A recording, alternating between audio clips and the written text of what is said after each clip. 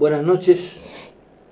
Siempre nuestro deseo a San Expedito pedirle que siga ayudando al Chaco, siga ayudando a los gobernantes del Chaco y sobre todo siga ayudando a los ciudadanos del Chaco a buscar superar esta dura situación que estamos atravesando y que pensamos que con el aporte de todos podemos ir doblegando la situación.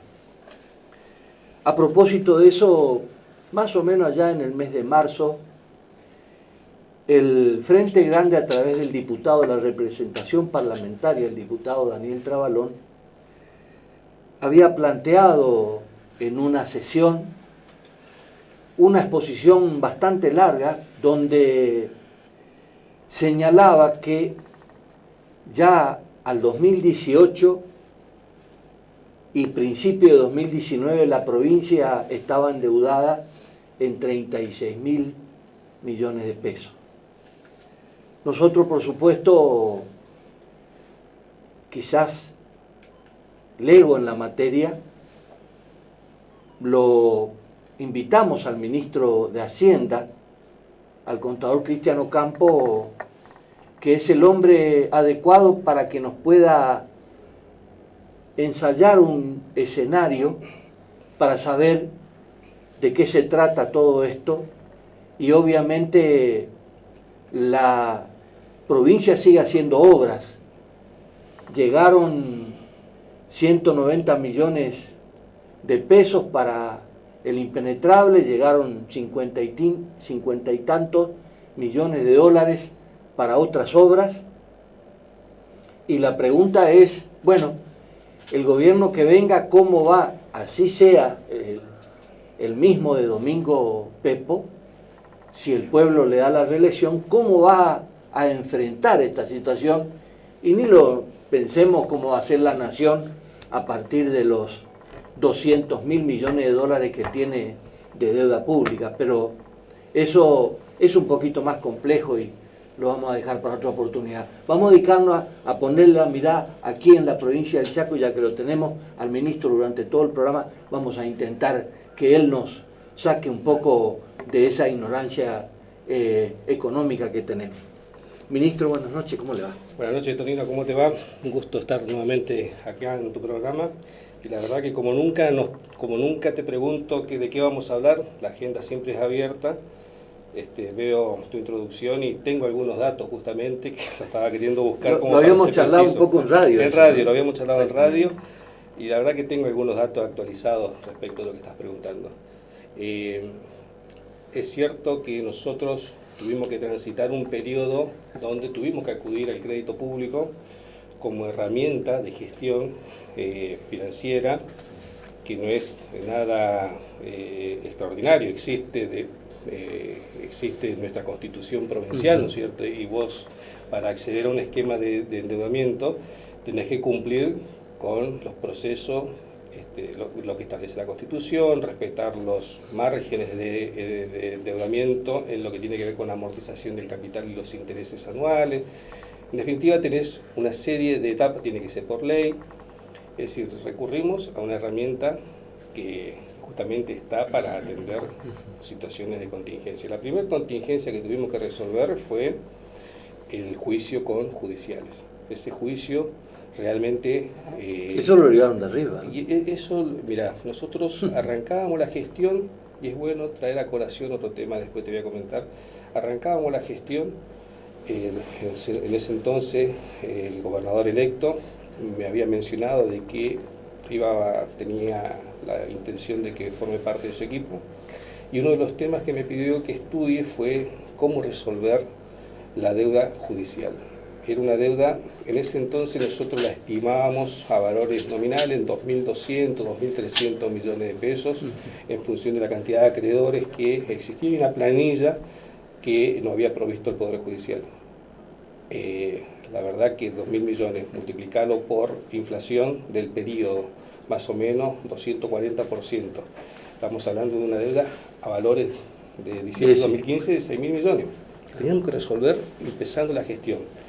¿Y cuál era la dificultad mayor? Que ya no estaba todo el proceso judicial había concluido, es decir, la Corte Suprema, en la máxima instancia, ya había fallado en contra de la provincia y había habilitado los embargos en la cuenta general de la provincia. Había que pagar o pagar. Teníamos embargos.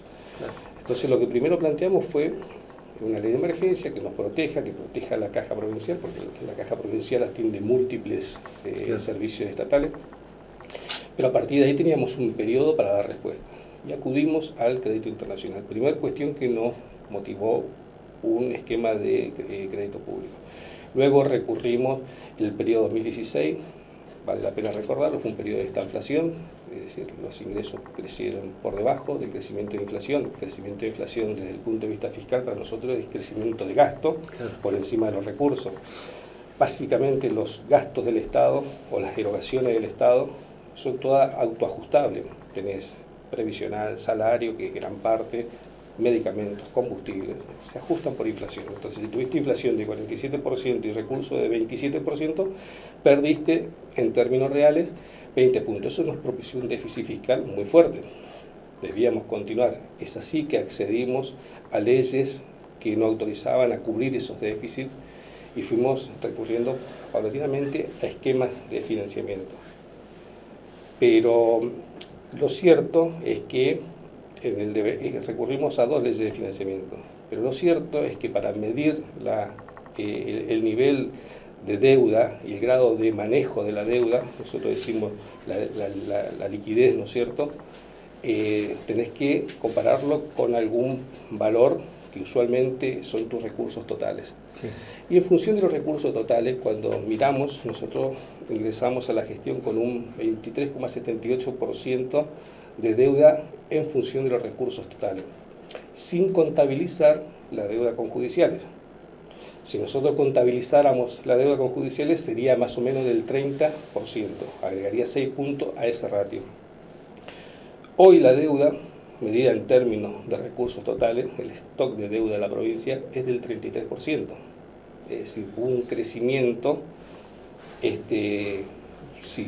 mínimo. Nuevamente, si consideramos la deuda judicial, mínimo de 3 puntos, claro. Absolutamente manejable. Y no lo digo, siempre es bueno que uno lo pueda considerar, pero si te lo dice otro y un organismo de control, como son las calificadoras de riesgo, mucho mejor.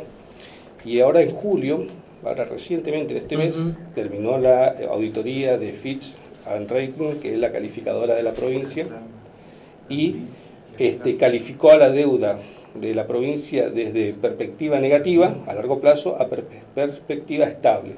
Eso en función, y la verdad que es muy rico, subió un escalón, digamos. Subió un escalón, y eso habla del manejo de la liquidez corriente, que mejoró en la provincia, mejoró todo el sistema de provisión de información, de procesos administrativos. La verdad que nos mejoraron la calificación, y eso es extremadamente bueno, porque es la calificación. ¿Por qué el Frente Garante, a través del diputado Trabalón, plantea como si fuera un hecho catastrófico, digamos, que de pronto decir, bueno, termina el año 2019 y vamos a estar todos en la lona, no podemos acceder ni a un crédito?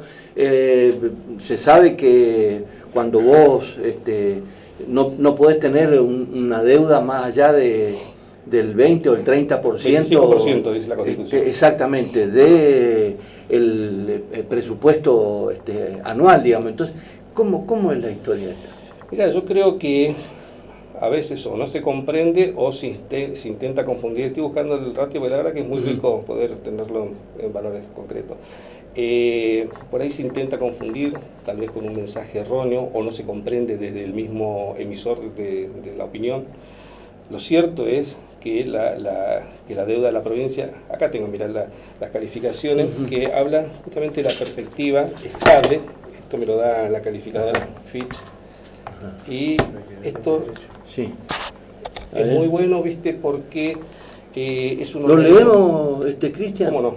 En julio de 2019, Fitch CCR, luego de una revisión integral, mantuvo todas las calificaciones de la provincia, pero cambió de perspectiva en las calificaciones de largo plazo, de negativa a estable. El motivo del cambio de perspectiva se fundamenta en la mejora registrada en la situación de liquidez de corto plazo. Esta obedece a un desempeño fiscal primario superavitario de 2018, provisorio, y asistencia financiera de Nación para cubrir deficiencias estacionales de caja que permitieron superar los problemas de liquidez de corto plazo. El resultado fiscal del 2018 fue superior al promedio histórico y Fix estima sea sostenible durante el 2019. Mirá, la verdad que un elogio, ¿no? Eso es, y eso es un informe Ajá. que ya está en el mercado. Fitch trabaja, nos califica, nos audita, pero trabaja para miles de inversores del mundo, que fondos de inversión en el resto del mundo, para empresas argentinas. Y esto es producto de un examen exhaustivo de gente que comprende de esta cuestión. Entonces, la verdad que no tuvimos que recurrir a esta fuente de financiamiento porque había que seguir cumpliendo con los compromisos del Estado. Lo que no podíamos hacer es achicar nosotros. ¿De qué manera resolvíamos la cuestión de déficit? Bajando gastos. Si bajábamos gastos, ¿qué gastos bajábamos? Entonces, lo que tomamos la decisión es recurrir a este esquema de financiación y lo hemos hecho muy prudentemente. Hoy ya no hemos tomado deuda, nos manejamos con financiamiento de corto plazo, con letra de tesorería. Hace muy poco hicimos un rollover de nuestra letra de tesorería con tasas similares a la que pagó Buenos Aires. Buenos Aires es de los denominados emisores recurrentes en el país. Tienen un track record de 20 años en el país. Son de los emisores más constantes y estuvimos prácticamente en los mismos niveles de tasa. Eso es producto de mucho trabajo también, ¿no? Mucho trabajo sistematizado, profesional, muchas charlas. Yo cada vez que puedo en Buenos Aires me junto con fondos de inversión, distintos fondos, Pellegrini, Ávila, donde les contamos cómo está la provincia y les contamos esto. Mirá lo que dicen las calificadoras, mirá cuánto es el ratio deuda-recursos. Si mirás el ratio deuda en términos de dólares, incluso es menor que la del 2015. Estamos, bueno, ahí tiene todo un efecto de evaluación, pero en definitiva, medida en términos de dólares... Cuando ustedes se juntan con los empresarios y me está diciendo que nosotros estamos filmando este programa, incluso está saliendo en vivo en Instagram, estamos filmando el programa a media tarde, antes de ir a hacer radio, y porque el ministro se va a la noche acompañándolo al gobernador a una reunión que tienen en esas peñas con empresarios, con comerciantes, en fin, con el sector del comercio, la industria y los servicios. ¿Qué le plantean ustedes, a ustedes mejor dicho, el comercio?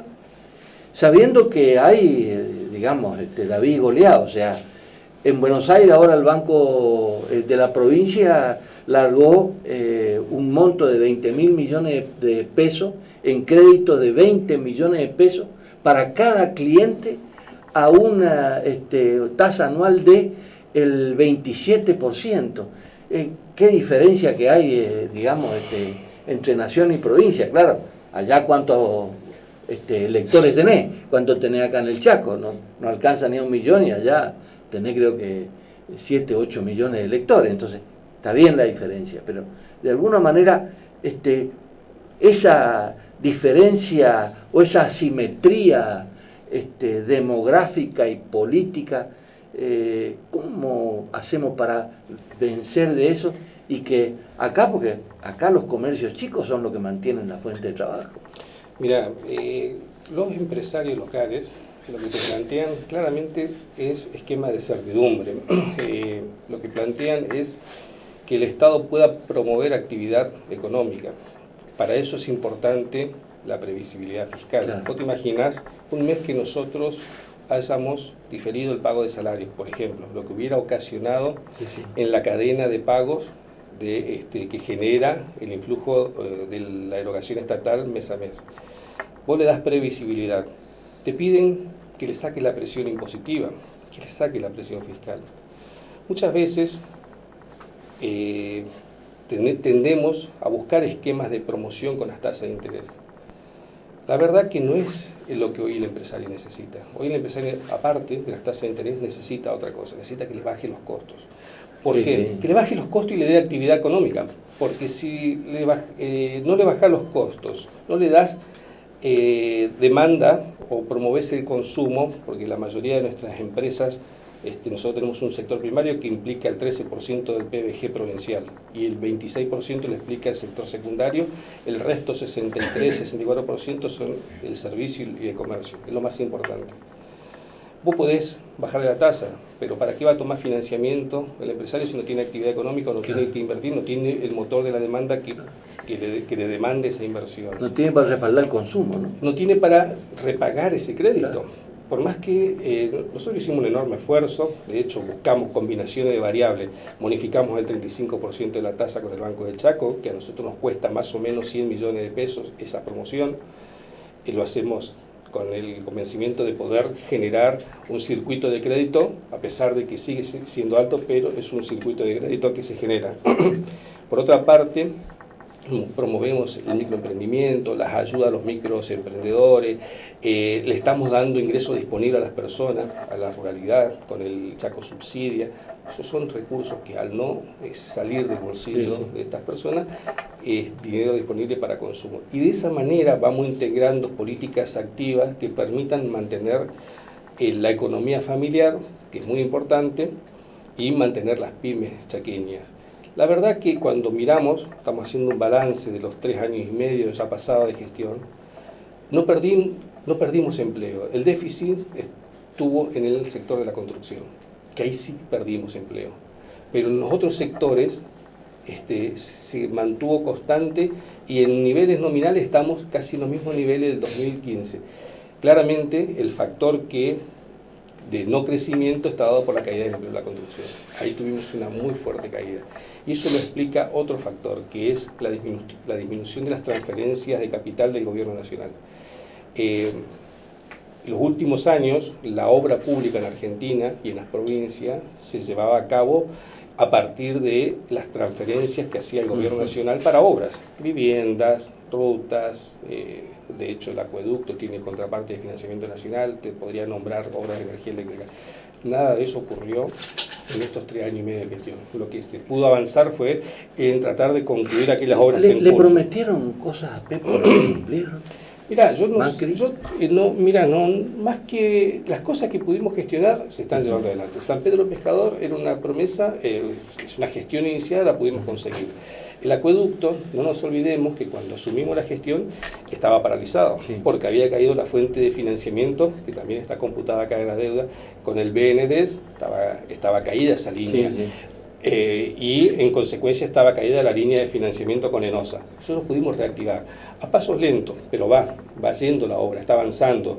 Hace poco estuvimos haciendo gestiones para que el Fondo Fiduciario Federal de Infraestructura Regional, que es quien tomó el financiamiento que antes lo proveía BNDES, está activo y lo estamos ejecutando. Otras obras como Puerto Las Palmas. Bueno, ahí también Puerto Las Palmas es bueno que lo toquemos porque por ahí escuché que tiene financiamiento nacional. Puerto Las Palmas es una obra 100% financiada por el Estado provincial, con crédito del FONPLATA, que lo tomó en forma 100% subsidial, exactamente, y en la contraparte provincial. Lo que hizo Nación no hay suficiente difusión de eso, pero la gente cree que eso es obra nacional. Yo lo escuché la vez pasada. Incluso me parece que hasta Zimmerman dijo eso. No, es una obra financiada. El préstamo lo paga la provincia, el tomador de la provincia. Lo que hizo la Nación fue priorizar la línea de financiamiento FONPLATA para Argentina a la provincia del Chaco. Y eso respaldar, digamos. Exactamente, por supuesto que eso es muy importante, pero cuando llegue la cuenta le va a llegar a la provincia del Chaco para pagar. Me voy a un corte, Cristian. A la vuelta hablemos un poquito de el aumento a la justicia y el aumento a los docentes, que me parece que son 2 puntos bastante vulnerables y conflictivos. La pausa